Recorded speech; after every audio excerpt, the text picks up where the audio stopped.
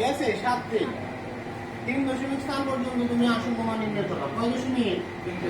3 দশমিক, মানে দশমিকের পরে যে 3 ঘর আছে ওই 3 ঘর তুমি রাখতে পারবা।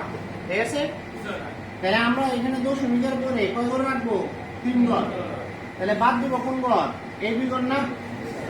যেই ঘরটা আমরা বাদ দিব, বাদ দেওয়ার যে প্রথম ঘরটা, ভালো করে লক্ষ্য করো, বাদ দেওয়ার যে প্রথম ঘরটা আছে ওই ঘরটা যদি 5 হয় অথবা 5 এর বেশি হয় তাহলে আগের সংখ্যার সাথে এক যোগ করতে হয়। ঠিক আছে, তাহলে এই সংখ্যা যদি থেকে যতগুলো সংখ্যায় থাকতো আমরা কি করতাম? বাদ দিয়ে দিতাম। তাহলে এইখান থেকে এই সংখ্যাটা ধরো আমি বাদ দিয়ে দিলাম, বাদ দিয়ে ওটার সাথে 9 এর সাথে কি এক যোগ করে দিব। এখন 9 এর সাথে যদি এক যোগ করি তাহলে কত হয় দেখো, 9 আর এক যোগ করলে 10 এর শূন্য হাতের আছে 1 না, ওটার সাথে আবার 9 এর সাথে আবার এক যোগ করলে কত হয়? শূন্য হাতের আছে কত? 1। 9 এর সাথে এক যোগ করলে কত হয়? শূন্য হাতের আছে 1 না, এই একটা চলে আসবে এই জায়গায়। হ্যাঁ, আর এই যে দশমিক দশমিক এত, তাহলে আনসারটা হইলো কত?